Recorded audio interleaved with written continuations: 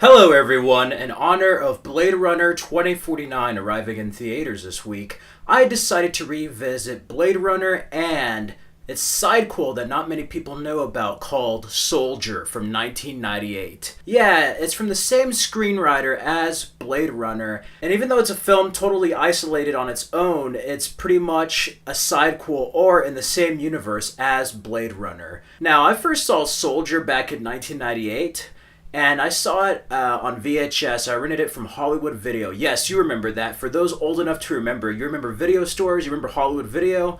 I missed those, but I saw it on VHS. And it's a film that really did not do well, much like Blade Runner. But it kind of got a cult following. Not as iconic or as well reviewed as Blade Runner, but it kind of had its own little following. And I remember seeing it when I was 7, and I really liked the film. And yeah, it's a solid action movie in its own right. And of course, it's about this soldier, and it stars Kurt Russell, as well as Gary Busey, Jason Isaacs, Jason Scott Lee, Connie Nelson, and Sean Pertwee. And it is directed by Paul W.S. Anderson. Yes, the same Paul W.S. Anderson who did Mortal Kombat and later on Resident Evil. But this is still when he directed good movies, so like Event Horizon and Mortal Kombat, this is a solid science fiction action film. Soldier takes place in the same universe as Blade Runner, but it's a futuristic society. Some people are selected at birth to become soldiers, and trained in such a manner that they become inhuman killing machines. One of the most successful and older of these soldiers is Kurt Russell, who is pitted against a new breed of soldiers, and after the confrontation is believed to be dead. His body is left behind in an abandoned colonial planet, where everything is peaceful, and he's taught other aspects of life, but eventually he has to fight the new breed of soldiers again, this time to defend his home. So that's a brief synopsis of Soldier. We get to be introduced to the main character, played by Kurt Russell, and this is a very different role for Kurt Russell. He didn't really want to do action movies. He was kind of old, but he did this for the paycheck, but it's a very underrated performance in the fact that he really has a minimal amount of dialogue. And that's a very hard thing to do. It doesn't sound too hard not to speak, but you have to emote with certain facial expressions. You have to act in other ways other than speaking, and that's a very difficult thing to do. And Kurt Russell plays a very complex character. In this society, we have children selected to be killing machines. So in the beginning, we have a montage of Kurt Russell since he was born as a baby onto a child. They trained him to be this killing machine, and it's a group of soldiers.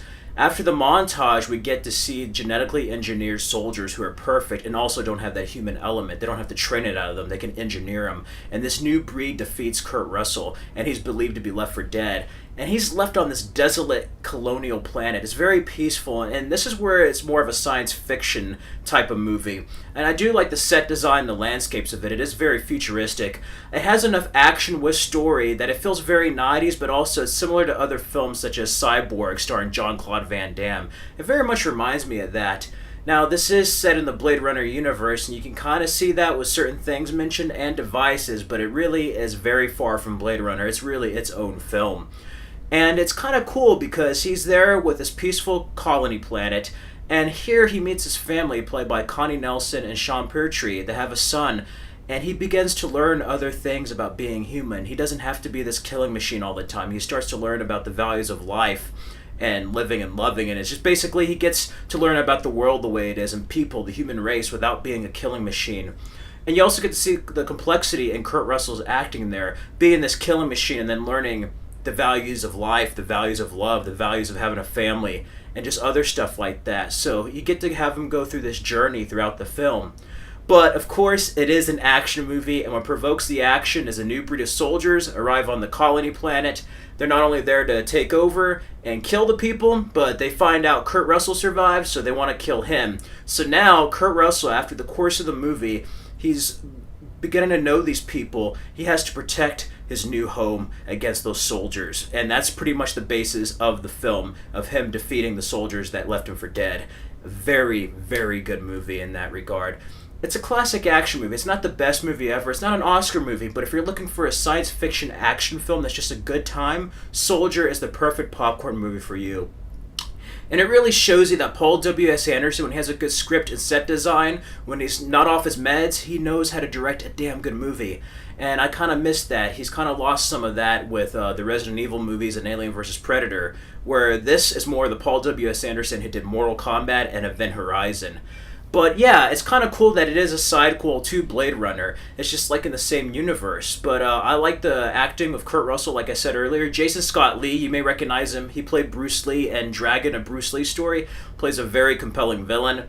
Gary Busey, as always, is kind of like Gary Busey as the commander. But you also have Jason Isaacs, who's not only villainous, but he's very much of a coward in this movie, which is somewhat different from his performances, say, in Harry Potter or The Patriot. He plays a character you just hate, but it's also kind of funny. He's a coward in a way, even though he is mean, he is an asshole. He's very much a coward.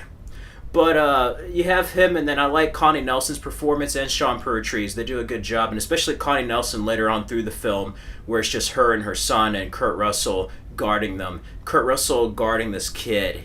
And I just love that arc. There's something compelling about somebody who's very inhuman, who's a killing machine and learns the value of human life. I don't know if it's stuff like Terminator or other things. It's just nice to see a story where a character goes through an arc. He's still the same character, essentially. He's still a killing machine, but he kind of changes through the course of the film. And it's nice seeing him not just be somebody's soldier and just following orders. He begins to care about others. He begins to use his power to help others in danger and go after the people who left him for dead. And that's just great. Overall, it's a solid film in its own right, and if I had to give Soldier a score, I would give it a B+ and a 3 out of 5. It's not the best movie ever, but something about it with the 90s, the action, the story, the set design, and everything make it feel like an enjoyable movie. Other films like it, again, Jean-Claude Van Damme's Cyborg. John Carpenter's Ghost of Mars kind of has the same vibe as well. It's just very dystopian, very science fiction action in a 90s way. But this has aged very well. I mean, it's not, again, the best movie ever, but Kurt Russell does give a very, very, very underrated performance in this. And it's very hard for him not to have dialogue, as much like Ryan Gosling in Drive or Mel Gibson in The Road Warrior. You have this hero here who is not a good person, but something about him is just compelling as a hero, and he did this right after Escape from LA, so it's nice to see Kurt Russell in a very different role. He's very versatile as an actor, and it's different to see him play in this role, especially being an older actor at this point in his career. It's really nice to see him play an older soldier who basically has to deal with these genetically modified soldiers taking over his place. So that's very interesting to see in the film. So yeah, a 3 out of 5 and a B+. If you have not checked out Soldier, you're a fan of action sci-fi films, I highly recommend it. It's very enjoyable in a 90s type of way. But if you have seen Soldier, let me know in the comments below. What did you think of Soldier? Did you know it was related to Blade Runner in any way? I didn't until years later. But yeah, just let me know in the comments below, and feel free to be on the lookout for my upcoming reviews of Blade Runner. I'm going to have a retro review of Blade Runner, and I'm going to have a movie review of Blade Runner 2049. Be on the lookout for those. Again, feel free in the comments below to let me know what you thought of Soldier, and like and subscribe for more videos. Till next time.